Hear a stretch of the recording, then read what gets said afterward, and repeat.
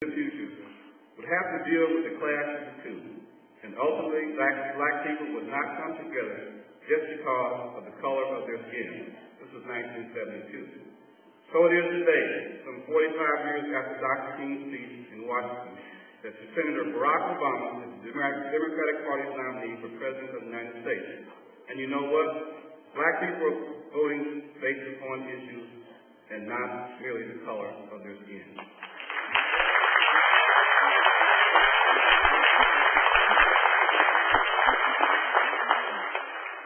I believe that Senator Barack Obama's candidacy is the embodiment of what Dr. King referred to when he said, "I may not get to the promised land with you, but I want you to know that we as a people will get to the promised land."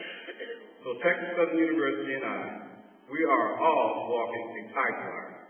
I am managing the battle between the traditional and the modern university.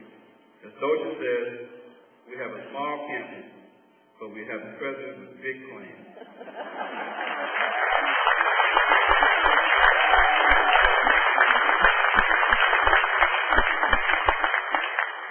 Our Texas Southern characteristics, traits, and qualities are now a mixture of both traditional and modern. I expect that we, the students, faculty, and staff of Texas Southern University, will change. And I may be impatient with the progress of change thus far, but I know that it is happening. Remember that I am under a microscope, and so are you. I cannot implement my vision and march toward modernity without the support of all the people who truly love this university. We will continue to keep the best of our traditions and legacies, and we will change to meet the future shock that demands that we remain relevant in the struggle to redeem the dream of a college education for all who are motivated. I would like to share with you my thoughts about this university that I shared in a letter to Houston leaders in May after the summer graduation. And it goes like this. A few weeks ago, 537 graduates walked across the stage at Texas Southern University and into Houston's workforce. Those graduates are joining their fellow Texas Southern alumni at NASA, in our school system, in business and corporations throughout the city, state, and nation, in law firms, in pharmacies, and in our theaters and symphonies. Just as graduates like Barbara Jordan and Mickey Leland were world leaders in their era, today's Texas Southern alumni are making their mark in the 21st century.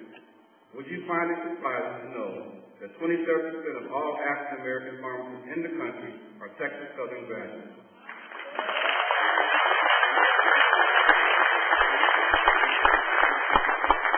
Or that 40% of all HISD principals graduated from Texas Southern.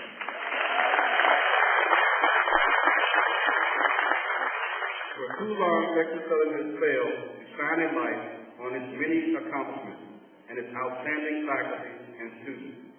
I close by telling them that we will no longer hide our light under a bushel.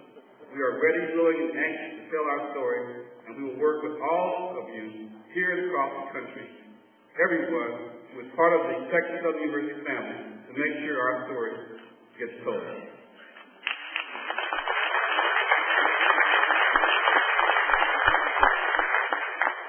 So to those who may doubt Texas Southern's ability to achieve her dream of becoming a regional and national impact university in a global economy, I would ask them to remember that they laughed at Berry Gordy for thinking he could build a music empire.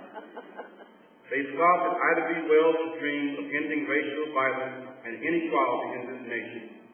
And when Shirley Chisholm, Jesse Jackson, and a handful of others dared to dream of becoming president of the United States, they were told, "No, we can't." But today, we can declare loudly, yes, we can.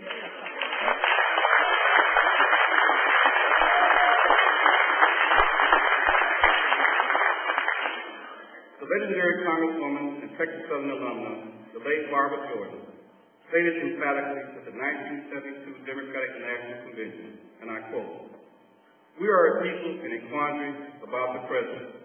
We are a people in search of our future. We are a people in search of a national community. We are a people trying not only to solve the problems of the present, unemployment and inflation, but we are attempting on a large scale to fulfill the promise of America.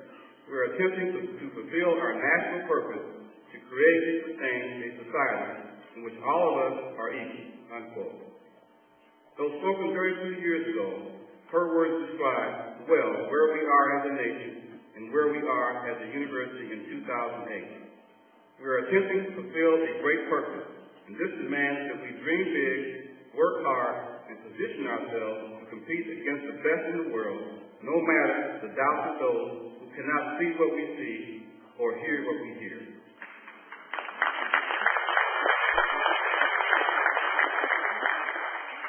We also strive to reposition Texas Southern University as an internationally respected global force. What does that mean for us? We have wonderful partnerships with countries, universities, and businesses in Africa, and burgeoning agreements with Caribbean institutions. No university is in a better position to expand and focus on these two important areas than Texas Southern University. We must ask more of ourselves in competing for and winning nationally competitive federal research grants. Today, we have a National Center of Excellence for Bio-Nanotechnology and Environmental Research, and a Homeland Security National Center of Excellence for Petrochemical Transportation Safety. I know we will become even more competitive for national and international research centers in the coming years. To fully position Texas Southern University for global greatness, we must first be open to some straight talk about where we are now. As an accountant, I prefer using the business model, the model for growth, a model that calls us to assess our problems and challenges and then offer solutions. One of the biggest problems facing HBCUs is that we are dealing with the aftermath of reacting too slow to change and calls for change. We live in a revolutionary time, times where entire fields of study, entire business markets, entire means of production are changing at an exponential rate. Revolutionary times with calls for fluidity, diversity, and change. Yet because we have been too slow to change and essentially defined by change, we HBCUs now find ourselves at the back of the bus when trying to compete for today's top students, today's top faculty, and today's top research grants. We must be willing to position ourselves to compete with the best in the world. To do this, we must confront the reality of our prime resource, graduates of public schools. As a university that relies heavily upon the health and welfare of our public schools, we are called to act in order to radically enhance secondary school experience.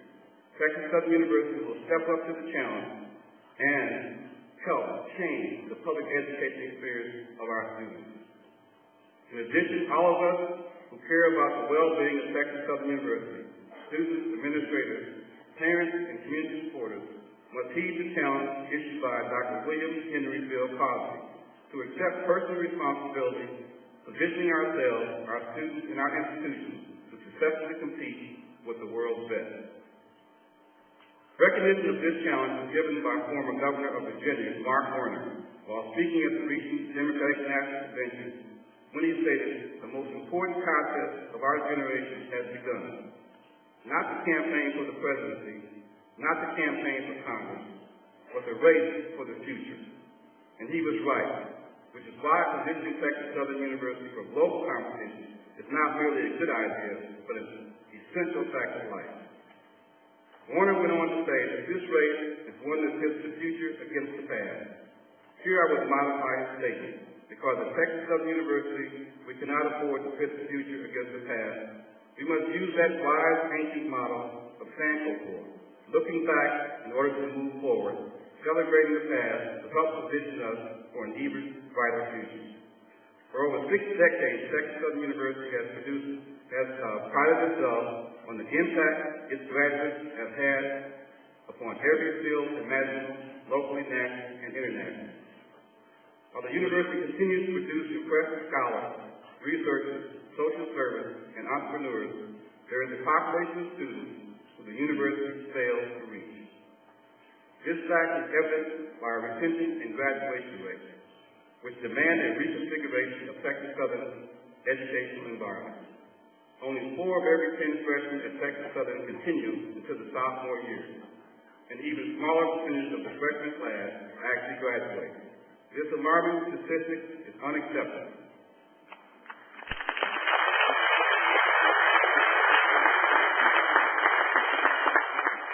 Our students require greater and more